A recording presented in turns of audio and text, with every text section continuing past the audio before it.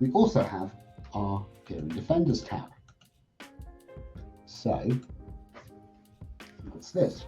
Well, we've taken the hearing defense range, product range, from a well-known web-based and catalog-based health and safety supplies company, because they seem to have the largest footprint in the UK and the biggest range.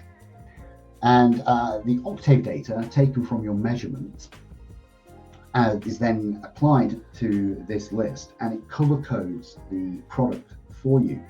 So we have a key here at the top. We have red for under protection, amber for over protection.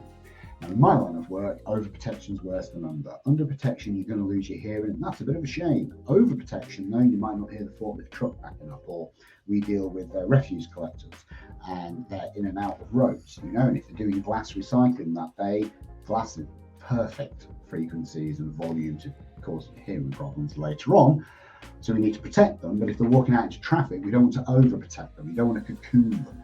So you definitely do not want to overprotect people. We've also got at the top a little tick box that says use 4 decibel derating factor, which is just a fancy way of saying real world. So people, God bless their hearts, but they don't always wear hearing defenders correctly, or they get damaged, and they don't report it, which can make the hearing defenders far less protective than they were originally. So if you tick that 4 decibel derating factor, it's just going to increase that protection by 3 decibels. Remembering that we don't want to overprotect though, this is why even when you use that, the color coding here still comes into play. So if you tick that box, you're not just creating a problem, the color coding will still guide you. If you take that, it's a little bit of extra protection taken into consideration, people always think. So if I scroll down, I can see some in green. So the ones in green are the ones suitable for the data that you've downloaded to the software.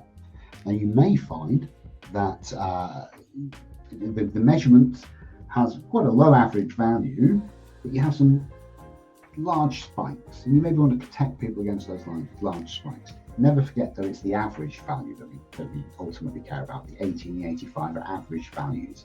If your workshop becomes 85 decibels for 2 seconds, that's not really going to be a problem, because you average it over the day, an 8-hour working day, that's pretty insignificant.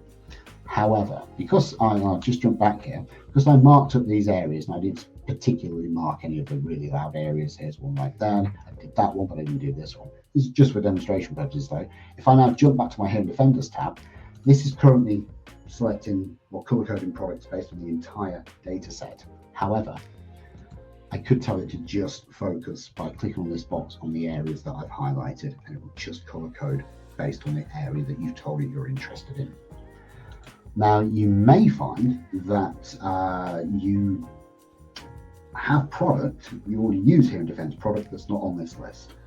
Well, that's okay. If you remember, the magic right click with your mouse, you can go to Advanced, Add, okay, always onto my second screen, there we go.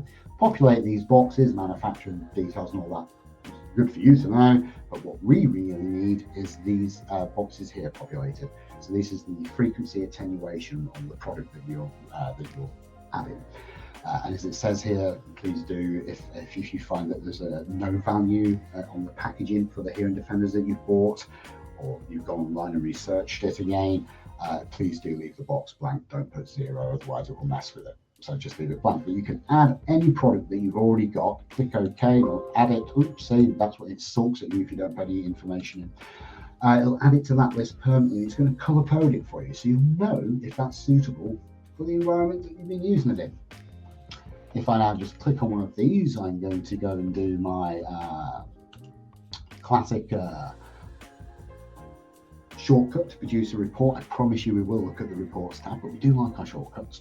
So I've decided this product's in green. This is the product that I'm going to purchase for my colleagues, and I'm going to put a little report in their HR folder showing how we protected them. So if I go to right click, selected Defender report, and I'll get a before and after. Well, we say measured and resultant because we're just so full of ourselves, but really that should just say before and after, and that's what it means. So the measured level in red and the resultant exposure once you've used this particular Hearing Defense product. So that's quite a nice report to have. print it off, pop it in an HR folder, or these days PDF it, pop it into someone's electronic HDR folder, and you've got data to show how you're protecting people.